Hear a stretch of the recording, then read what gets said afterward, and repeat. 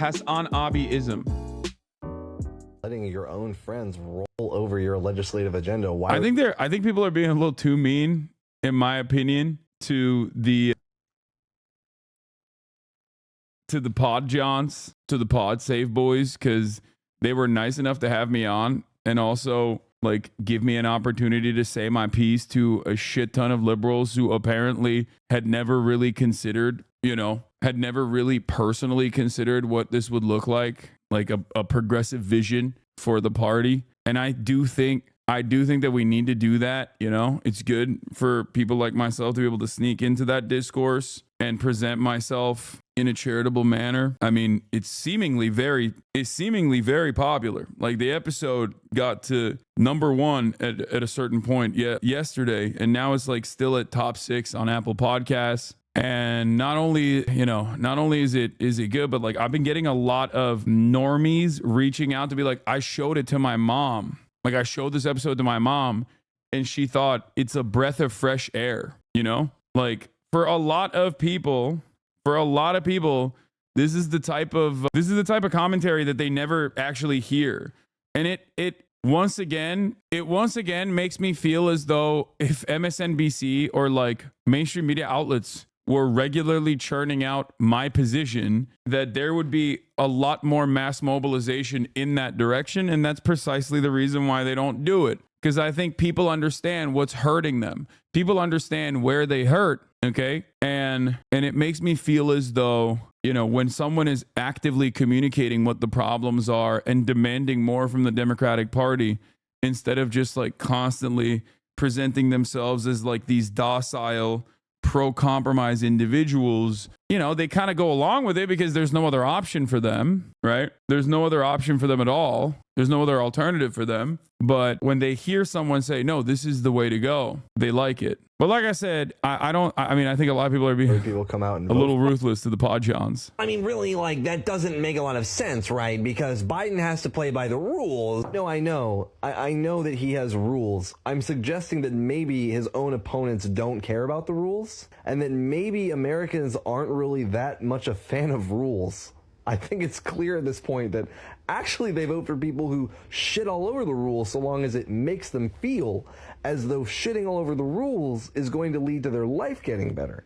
And what I'm suggesting... I just don't think that you understand how the government works. Okay, let's just take a second here. Let's ask ourselves, has any Republican ever had the conversation we're having right now? What do you mean exactly? Well, I don't think that Republicans ever try to back themselves into a corner where they're making all the exact right optimal decisions, right? They're kind of just moving fast and breaking things, and they seem to just pick up voters no matter what they're doing because people are at least appreciating the action as the point. And what I'm suggesting is that maybe Democrats could learn a thing or... There's nothing to learn! There's nothing to learn from those cretins! The Podjans have liberal institution brain. The Podjans are...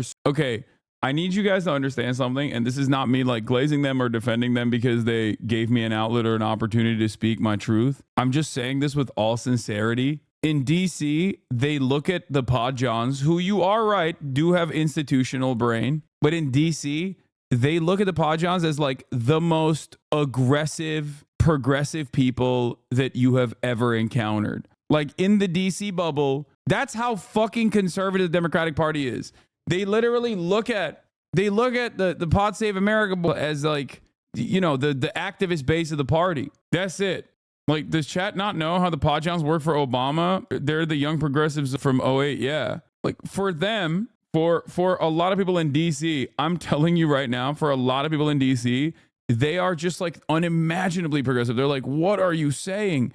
These are some of the most progressive people on the planet. Like, what do you mean we got to go further left than that? There is no further left than that. That's it. That's the maxed out further. That's the most leftist guy you can be. And this isn't about like the Podjans are defending them. This is to tell you how unimaginably conservative the DC bubble is and how unimaginably conservative the Democratic Party is. Yeah, they were pushing to get rid of the filibuster in 2020 and politicians thought they were insane. They were like, that's crazy. That's not, you're out of your mind. Like you must be crazy.